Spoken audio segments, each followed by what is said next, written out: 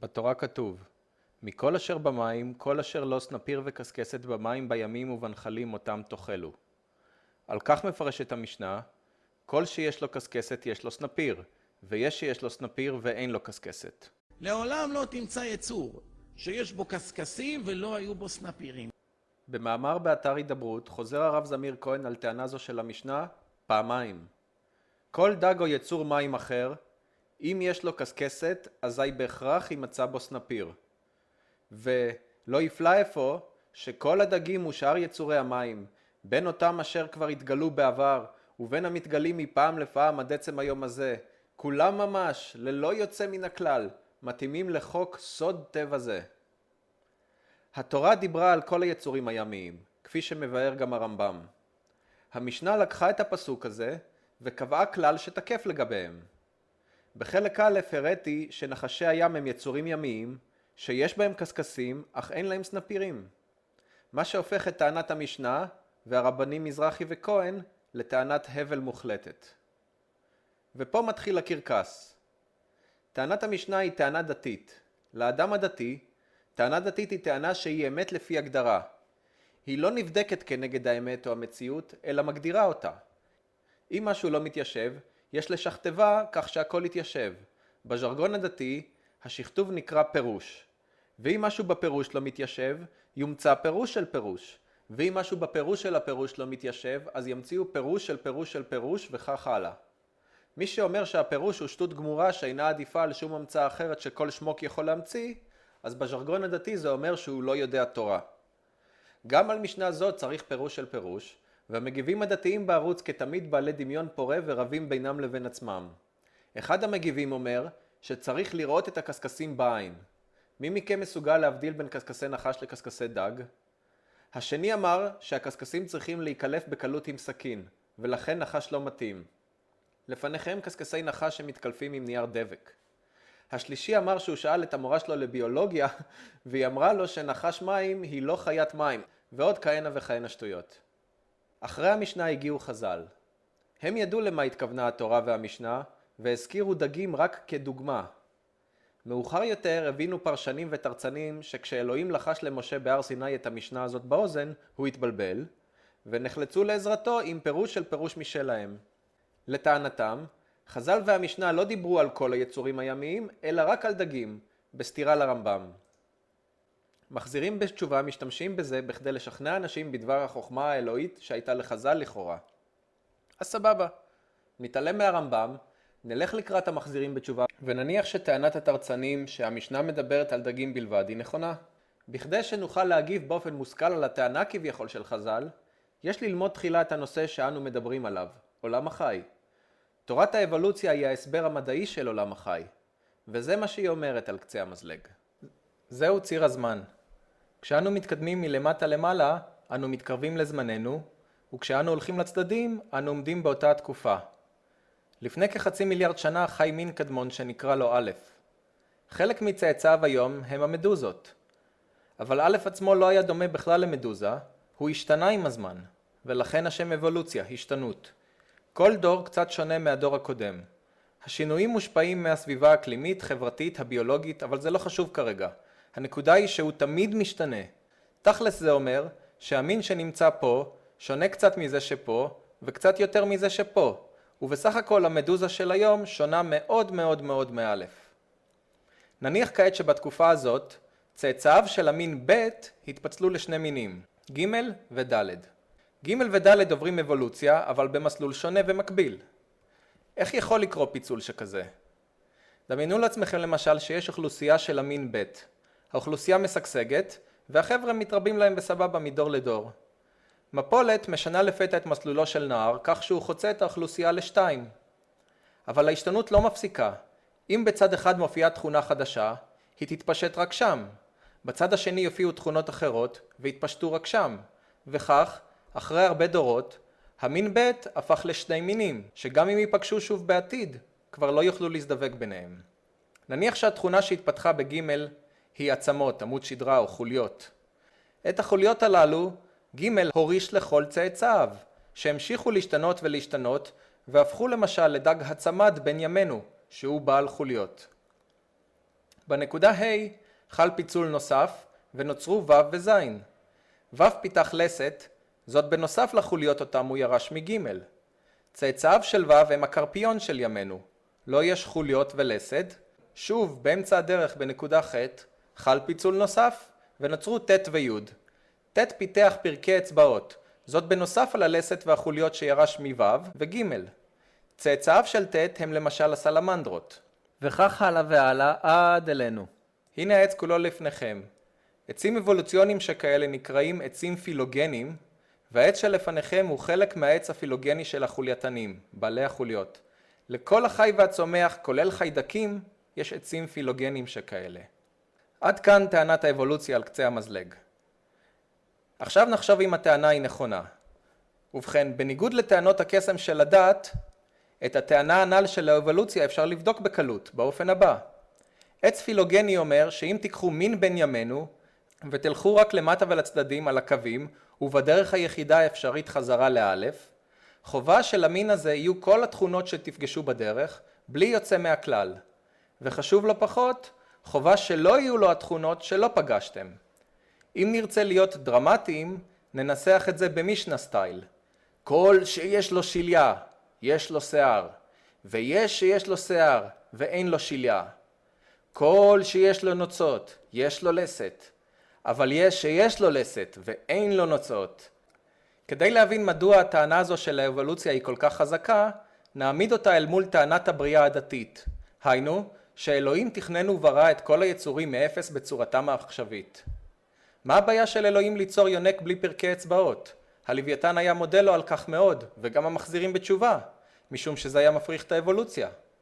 אלוהים יכל לארגן את התכונות שאנו רואים ביצורים שחיים היום במיליארדי דרכים שונות. הוא הרי לא כפוף לשום עץ פילוגני, בעוד שאבולוציה ללא כל התערבות אלוהית יכולה לארגן אותם רק באופן אחד, זה שלנגד עיניכם. במילים אחרות, עצים פילוגנים הם ראיה חזקה מאוד לאבולוציה עם תורשה. דתיים אוהבים לעשות מעצמם צחוק ולהשוות בין בני האדם לבין שעונים. לכל שעון יש שען, איך שאומרים. ובכן, כידוע לכם, החול ששימש פעם שעונים היא לא תכונה שעברה בירושה לאף שעון בן ימינו. ערכו לכם רשימה של תכונות שעונים. אם תיכנסו לחנות שעונים, אין מצב שתצליחו לבנות מהשעונים שבחנות עץ פילוגני של תכונות. הסיבה לכך היא פשוטה. לשעונים יש כמובן תכונות שהתפתחו קודם, אך הם לא עברו בירושה לכל השעונים שנוצרו אחר כך, אלא חזרו לשולחן של השען שלהם, שתכנן מחדש משהו יותר טוב ושונה לגמרי. בעולם החי והצומח זה לא כך. כל מין חייב לרשת את מה שפיתחו אבותיו, וזה כל כך גורף, עד שאפילו אם תכונה כלשהי התנוונה, גופו יישא ראיות מובהקות לקיומה בעבר. מי שטוען שאלוהים ברא את כל המינים מאפס, ושם את תכונותיהם על העץ הפילוגני, בהכרח אומר גם שאלוהים מאוד מאוד מאוד התאמץ לבלבל אותנו. והרי איזה אבא יקר ואוהב יטעה את הילדים שלו ברשעות כזאת?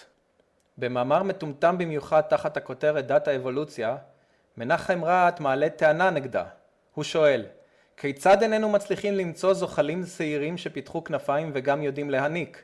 ובכן, מבט חטוף על העץ הפילוגני מלמד שאם האבולוציה נכונה, אז לעולם לא נמצא זוחלים צעירים שפיתחו כנפיים ושיודעים להניק, ובגלל זה לא מצאנו. אפרופו הפרחות, בספרו המהפך 2, זמיר כהן מזבל את השכל לאורך עמוד שלם על האיש מפילטאון, מאובן שזויף לפני 100 שנה. זמיר היקר, מתוך מיליוני מאובנים שבידינו, זיוף 1 או 2 או אפילו 3 אינו מהווה ראיה נגד האבולוציה, בדיוק כמו שמטבע רומי מזויף אינו מהווה ראיה נגד קיומה של האימפריה הרומית. אם ברצונך להפריך את האבולוציה, קח איתך את 80,000 האברכים שבטלנותם אומנותם, וצאו בפעם הראשונה בחייכם לחקור את הטבע. כל מה שאתם צריכים למצוא זה חולייתן אחד בלבד, שתכונותיו לא מתיישבות עם העץ הפילוגני של החולייתנים. אם תמצאו, אני מבטיח לך שהמדענים לא יתחילו להמציא פירוש של פירוש של פירוש של פירוש ממוחם הקודח, אלא יודו לך ולבטלניך על תרומתכם הראשונה לאנושות, ויזרקו את האבולוציה לפח הזבל. אם תשאלו למה היה פיצול דווקא בנקודה ב', ובכן היו פיצולים בהמון נקודות נוספות. מצד שני, ענפים שלמים וגדולים בעץ נכחדו, וצאצאיהם לא איתנו היום. אנו יודעים שיותר מ-99% מהמינים שחיו אי פעם נכחדו. רק בענפון שמוביל אלינו היו כמה וכמה פיצולים נוספים. אבל על כך בסרטון עתידי על אבולוציית האדם. מהעץ שלפניכם נהדרות לפיכך גם כמובן אלפי תכונות נוספות, פשוט כי אין מקום. אחת שכזו היא שפע של יכולות שכליות שונות אצל ההומו ספיאנס, האדם, אבל אותן בחרתי שלא לשים על העץ כדי שלא יתפסו אותי במילה. ועכשיו, אחרי שהשכלנו, נוכל סוף סוף לתת תשובה מושכלת לקרקס של חז"ל. גם הדגים התפתחו בתהליך אבולוציוני. אם נעשה זום על הענף שלהם, לא להפתעתנו נראה שהסנפירים הם תכונה שהתפתחה הרבה לפני הקשקשים. מסיבה זו, בין כל 30,000 מיני הדגים, יש דגים שיש להם סנפירים ואין להם קשקשים, אבל אין דגים שיש להם קשקשים ואין להם סנפירים. מה חז"ל עשו? הם ראו 10, 20, 30 מיני דגים ופשוט רשמו את הכלל. זה פשוט הורג אותי כל פעם מחדש לראות את הכסילים האלה של הידברות שמתפארים בחוכמת הטענה של חז"ל, ובאותה הנשימה מכחישים את האבולוציה, שהיא הסיבה היחידה לכך שהניחוש של חז"ל מהפרט אל הכלל פגע בול. פעם אחת שהם אמרו משהו נכון. דמיינו לעצמכם שהייתם פוגשים ילד בן 5 שחזר מגן חיות, והיה אומר לכם שכל יצור שיש לו שיער, יש לו אצבעות ברגליים, אבל יש יצורים עם אצבעות ברגליים שאין להם שיער.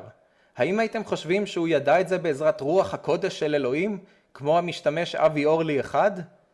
משעשע אותי לחשוב מה היה קורה אם האבולוציה לא הייתה נכונה. כלומר, היה נמצא דג, בעל קשקשים שאין ולא היו לו סנפירים.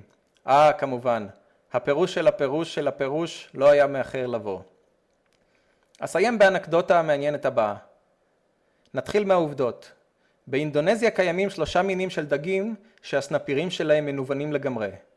אחד מהם נקרא מונופטרוס קוצ'יה. הניוון של הסנפירים שלו הוא לא כמו של התוספתן האנושי או העיניים של החפרפרת, אלא יותר כמו של כנפי ציפור הקיווי או הזנב האנושי. הסנפירים שלו כל כך מנוונים, כך שמ4 נשאר הכתם קטן על הגוף, ומסנפיר הזנב נשאר צ'ופצ'יק קטנטן, ועל כן גם שמו בעברית הוא חד סנפיר. קשקשיו נראים לעין, קל לקלפם, והם עומדים בכל שאר ההמצאות והתירוצים שהזכרתי בתחילת הסרטון. הנקודה החשובה היא שסנפירו היחיד נושר כשהוא בגיל 10 ימים. וכאן מגיע מופע קרקס הטמטום הדתי לשיאו. בסוף הוא אומר, מצאתי הנה דג אחד שיש לו קשקשים ואין לו סנפיר, הוא שמו מונופטרוס קושיה, זה שמו. והוא טוען שיש לו קשקשים ואין לו סנפיר. הנה, מדהים. הלכנו, חיפשנו, חקרנו, ביררנו, ומצאנו דבר מעניין. הדג הזה יש לו קשקשים ויש לו גם סנפיר. הסנפיר הזה נמצא מתחת לגחונו, ועל פי ההלכה זה כשר לחלוטין. בעוד שלפי ההגדרה המדעית, יש לראות את המונופטרוס קוצ'יה בהחלט כבעל סנפירים, לפי ההלכה היהודית כנראה שלא. רבי יהודה קובע שסנפיר הוא האיבר שיצור המים פורח בו, במשמעות ששט בו. בביטוי הזה השתמשו גם הרמב"ם, רש"י ואחרים, והרמב"ן הסיר כל ספק לגבי תפקיד הסנפירים כשקבע זאת בדבריו על המשנה באופן הבא: סנפיר וקשקשת, סנפירים, אלו השט בהם. הסנפיר הקטנטן והמנוון של המונופטרוס קוצ'יה נושר עוד לפני שהוא נראה כמו דג, ובטח שאינו משמשו לשחייה. על כן הוא לא עונה על ההגדרה הדתית דווקא של סנפיר.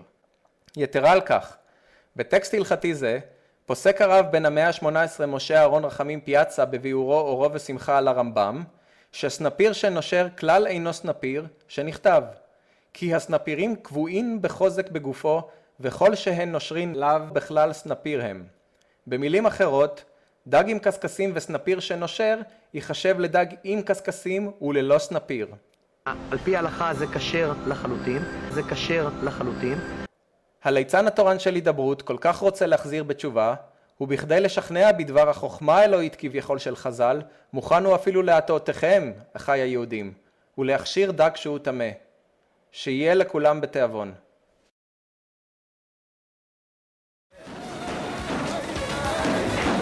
וואלה אשכרה זה מדהים, אני לא חשבתי על כזה דבר. כל דג שיש לו קשקשים, אני 50 שנה פה בעניינים ולא ראיתי כזה דבר. כל אחד עם קשקשים, זה לא יאומן, זה משהו, זה מדהים. וואלה סנפיר קשקשת, וואלה סנפיר קשקשת, גם לא סנפיר קשקשת, כולם סנפיר קשקשת, גם לא סנפיר קשקשת, לא יאומן.